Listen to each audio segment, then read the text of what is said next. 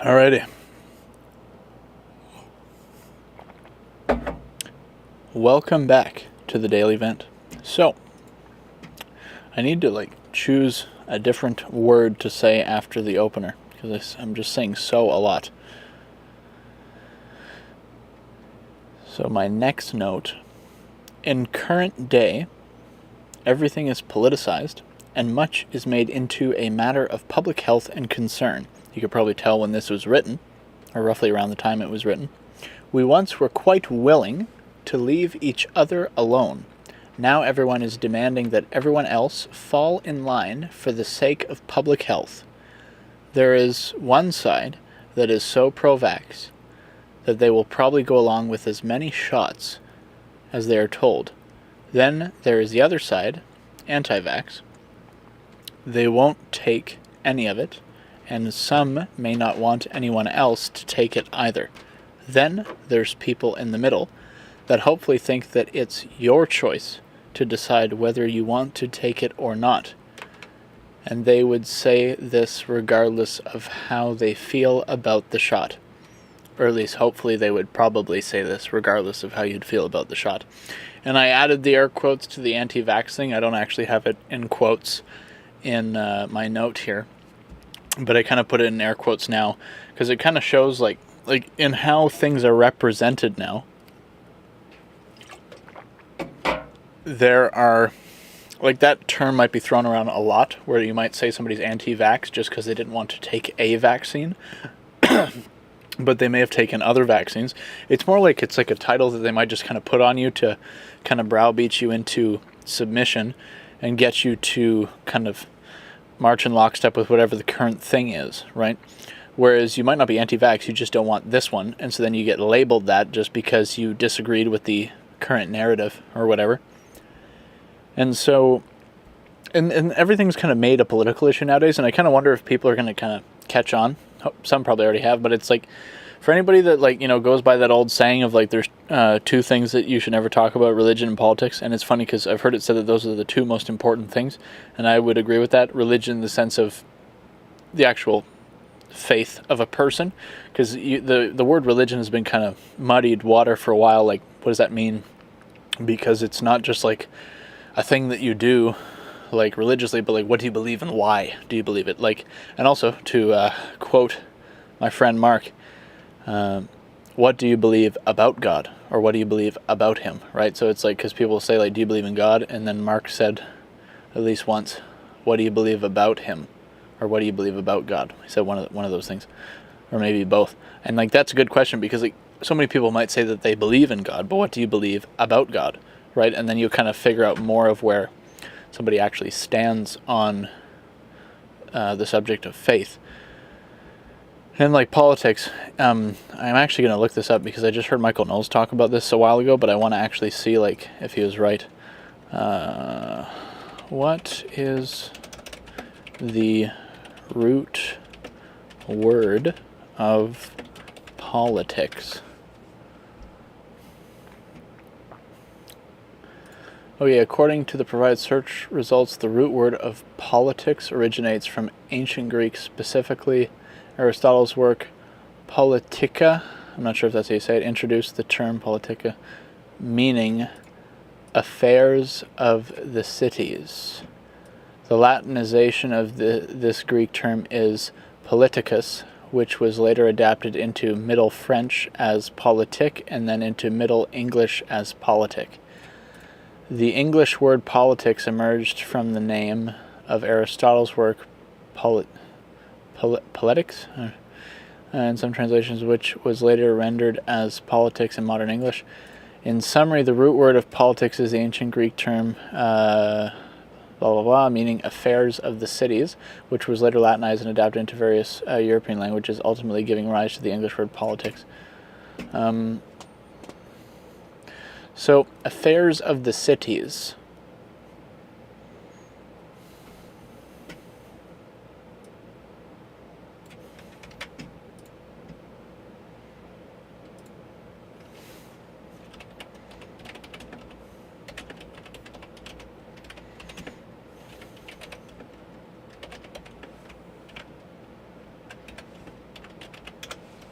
So what does affairs of the cities mean? Concept of politics originates from ancient Greece, specifically from the term politics, coined by Aristotle in his work The Politics, circa 335 BCE, a while ago. Aristotle defined politics as the study of the city-state, polis, and its governance, emphasizing the natural inclination of humans to live in cities and engage in collective decision-making. Because what I heard Michael Knowles say, I think, a while ago, was that politics, the Latin root of it being the things we do together. So I don't know if that's actually like an accurate translation or root of the word, in terms of it being like a word for word kind of thing, but maybe that was just the summarization of the concept. Like, I'm not 100% sure. It'd be great to just hear him explain it, because I'm just kind of inferring based off of what I remember, or me trying to piece things together maybe. But if you just specifically look at the part here, emphasizing the natural inclination of humans to live in cities and engage in collective decision making, right? Because when people talk about politics, they kind of talk about it like it's this separate thing from people in society, like it's this own category of things, almost like it's a thing unto itself. But is it possible that politics, if it is indeed accurate, that Aristotle defined politics as the study of the city-state and its governance. So the study of the city-state and its governance, so the governance, emphasizing the natural inclination of humans to live in cities and engage in collective decision-making. So engage in collective decision-making around what? You can make the argument, everything, right? Because people might talk about politics as like a separate thing from normal living, but politics kind of affects most attributes of everyday living. So when people say like you shouldn't talk about politics, so like we're not supposed to talk about the thing that affects our everyday living, or we shouldn't talk about the thing that affects our everyday living. And then it's like, how do we make things better if we don't talk about it? Because I think it's the idea is that we just like stay out of it and it'll just kind of take care of itself. And it's like, we shouldn't be surprised if things potentially get worse if we don't involve ourselves in trying to upkeep it and make sure it stays as good as possible. Like if we don't maintain it, and then people might say, well, why is there a natural bent that if you leave it alone it'll get worse? And I mean, like, that's when you can get into like a theological explanation of this world being a sinful place. And also, if you even just look at things that naturally occur, like what happens if metal is left unmaintained? At least in most cases, for probably a lot of different kinds of metals, they rust, right? If it is not maintained or protected or upkept, it will rust. So if you just look at it at that example in nature and how things kind of rot away if they are not properly maintained, or if they are in some cases like devoid of life, like if a tree is dead, it rots, right? If a tree dies, it then rots. So then like you look at the natural kind of bent of everything. So then it's like, if you just apply that to like our cities or civilizations, if we do not try to like steward things well, would it make sense that it would rot away? Here we are, like stuff like that, right? So that might sound like a bit of a downer, but it's like, we might need to face the music or whatever. So affairs of the cities, the phrase affairs of the cities literally translates to public matters. Affairs of the city literally translates to public matters, or civic affairs in Greek. It refers to the collective activities, decisions, and governance of a city-state, polis, encompassing aspects such as citizenship and civic rights, government and administration, lawmaking and legislation, public policy and decision-making, distribution of resources and power. Is it possible that maybe you should actually care and talk about what's going on?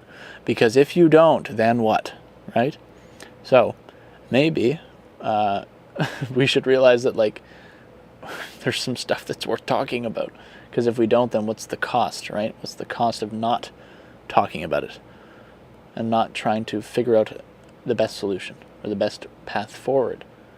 And so yeah, like when they getting back to the original kind of point here of the note, when you like don't march in lockstep and they just kind of label you anti-vax, kind of to maybe try to beat you into a submission or fear of kind of the pecking order or whatever it's called, where you don't want to be seen as somebody who disagrees with, you know, with what everybody's doing. You don't want to be seen as like, you don't want to be the black sheep or the outcast or whatever.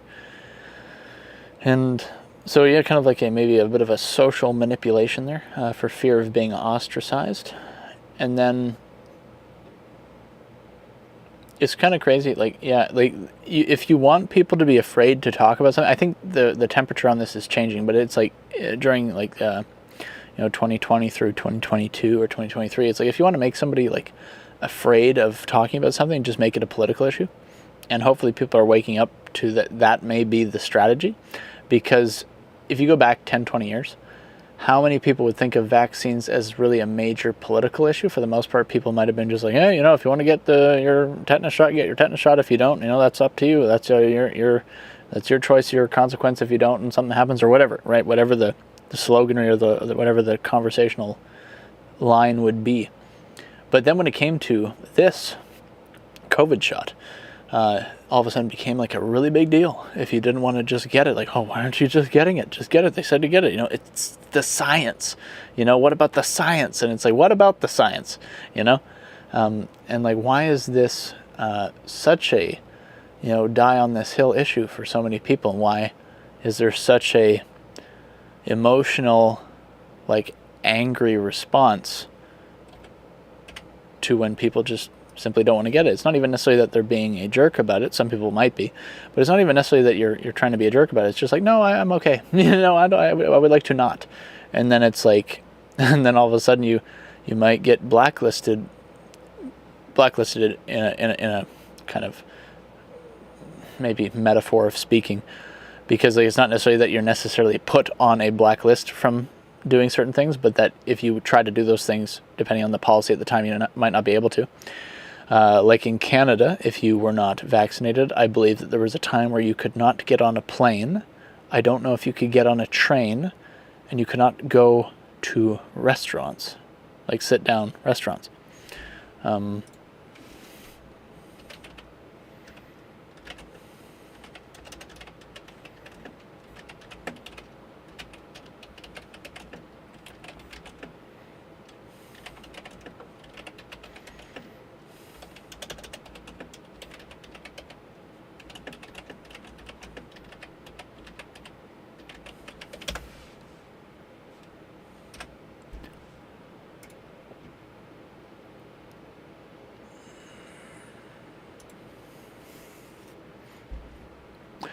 Okay, so this is from CBC News. This was December 1st, 2021. Whew. Unvaccinated travelers over the age of 12 barred from planes and trains as of today. Air Canada and WestJet say they will ask for proof from everyone boarding in Canada. So feel free to go and read this article if you want to, but if indeed the headline is accurate, then what's that say? Unvaccinated travelers over the age of 12 won't be able to board a plane or passenger train in Canada beginning today, and a negative COVID-19 test will no longer serve as a substitute for most people. What does most people mean? The policy came into effect on October 30th, but the federal government allowed a short transition period for the unvaccinated travelers who could board as long as they provide a negative molecular COVID-19 test taken within 72 hours before their trip. And then there's this interesting weird kind of, I don't know if I was like thinking in my mind at the time, like trying to theorize like where does this go logically if you get to the point where you require 2 vaccinations or be completely up to date on the vaccinations at the time. Like say you needed like 2 boosters to now be considered good. Like, I don't know if this was ever made into law or policy or legislation or whatever, but like if they did take this further beyond just a single vaccine to then needing 2 boosters, but you have to wait a certain amount of time between boosters in order to get them, right, and be considered doing it properly or whatever, then like you end up delaying somebody's life by like, what is it, like almost a year? Because like how long were you supposed to wait between vaccines? Was it 1 month? Was it 2 months? Was it 3 months? Was it 5 months? Was it 6 months? I don't know. I don't remember how long the period of time was that you were told to wait between shots, but it's like, if they extended the policy to be like, oh, we need at least 1 or 2 boosters to board a plane, then now it's like they have to wait, get their first one, and then they have to wait, and then they have to get the however many other ones, and if there's time you have to wait in between, like, I don't really remember all those details, but if they start to do that, then it's like, dude, you're like delaying people like large chunks of time from getting on with what they're trying to do. And it's just like, thank goodness we are no longer in that time. Like, I think I remember roughly the first day that mask mandates were dropped in Canada. I went to the grocery store and it's like kind of weird. I think I filmed it on my GoPro because it was like kind of weird. Like, it had been like this for like a while, you know, and now we're here and it's like, don't have to wear a mask anymore, you know, and it's like it's kind of crazy, and it's kind of maybe wild how much people have forgotten about that time. It's kind of crazy, almost like how quickly we could move on from stuff like that. And so maybe it's kind of scary, like, you know, like lives were so radically, like some people may have never forgotten, especially if their lives were so severely affected by the legislation and stuff that was done during that time. But like how quickly humans can move on from things is kind of wild. So anyway, if you don't want people to talk about something, one way to try to prevent people from talking about it is you just make it a contentious political issue that is going to cause agitation in the family. Like, how many people, another thing during COVID, how many people knew of, experienced, or heard stories of families being like torn apart over disputes over vaccines or COVID stuff or lockdowns or whatever, right? Or, you know, like was there a time where there was rhetoric said that's like, if you don't get the vaccine, you're going to kill grandma?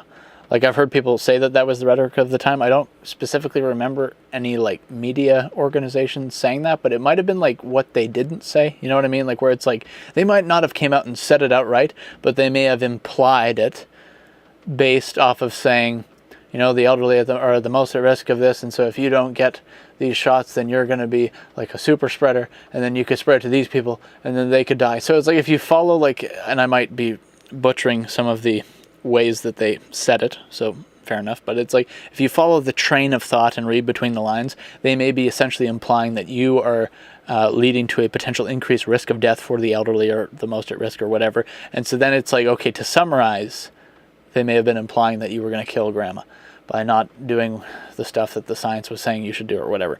And then now, where are we at with all those side effects and myocarditis and stuff like that? And does everybody owe Joe Rogan an apology for just asking some genuine questions? And dude, just go watch the Joe Rogan episode with Sanjay Gupta. Just go watch that or listen to it, whatever. And it's like, maybe it kind of shows the level to which some people are just kind of, if you're being reasonable, maybe you're saying that, okay, they're just out of touch. Some people might say that they're being deliberately dishonest. It might be different depending on which person in media you're talking about.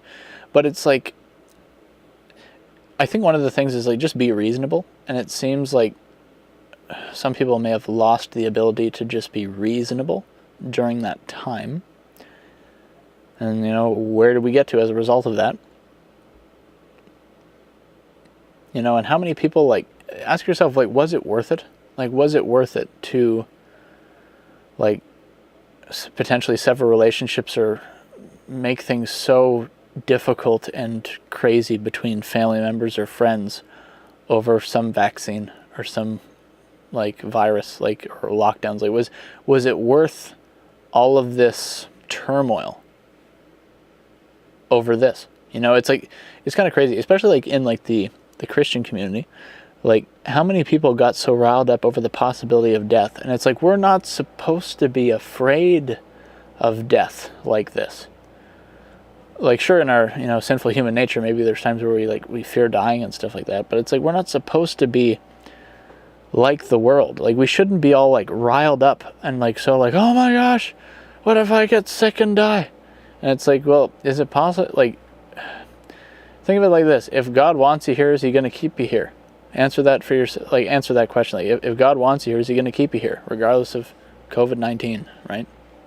And so, like, what maybe is the worst thing rather than like the risk of death or whatever. Maybe the worst thing to happen is the destruction of family relationships and rifts between friends. Like, did you ever have a time where you experienced? Because there was at least once where I had this experience with either a friend or a family member or somebody else that I knew, where we were talking about stuff going on with probably COVID stuff or whatever, whether it's policy or lockdowns or whatever. And there was this moment in the conversation where I kind of like maybe felt on the inside this kind of phrase came to my mind where it's like, oh, so it's like that, where it's like you kind of realize, whether based on what they're saying or what they're not saying or what they're implying through what they're saying, that you kind of realize like, oh, it's like that, is it? It's like that now, eh? It's like, so it's come to this, that kind of vibe, where it's not necessarily that they outright say it, but you could tell that it's like, if it ever came to the point where it's like, oh, because you didn't get your shots, like you can't come into my house. That specifically, I don't know if that ever happened to me, and if it ever did, the person was probably very kind about it, like just being like, yeah, I'm really nervous about getting it. I would really appreciate it if you didn't come over, if you wore a mask or whatever it is, or like whatever they said. I could be misquoting what was said, but like if they're like really like reasonable and genuine about it, then you could kind of be more understanding of that perspective if they're just that scared. But if you ever kind of get the perspective where like somebody's maybe talking about somebody else or something else, and they'll be like, oh, like all these anti-vaxxers, blah blah blah, and it's like, oh, so it's like that then. Like where you kind of see like where they stand on the issue, and that if you were completely honest with them about what you think, then there might be like a like you might either feel like you have to walk on eggshells around them when talking about this stuff, or you might realize that if you were completely open about what you think, that it might be like cause some awkward moment, or what's the word? It's contention?